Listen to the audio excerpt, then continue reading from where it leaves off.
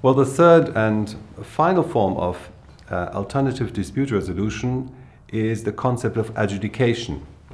It is probably the most recent concept, but it has become quite fashionable, especially with internationally operating companies working on larger and more time-consuming projects. This is where adjudication comes into. Usually in a project covering 3, 4, 5 years, you have problems on the way.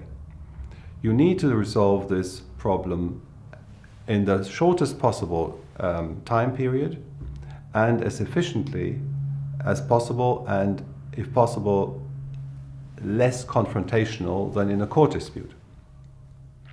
So the parties have a possibility at the very beginning of the project to appoint 3 so-called adjudicators.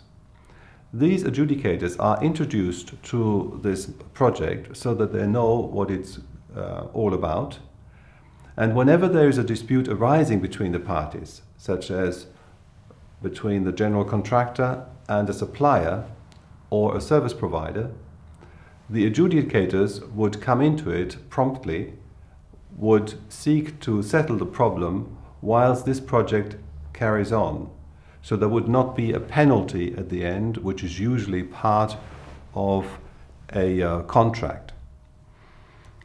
Now the purpose of this is not to resolve it forever, but simply for the purpose of completing this particular project within the contractual time period. Once it is completed, the parties still have a chance to resort to the courts if they feel aggrieved by this ruling of the adjudicators. So it is only for this purpose that you have adjudication. It is not a substitute for any form of court proceedings.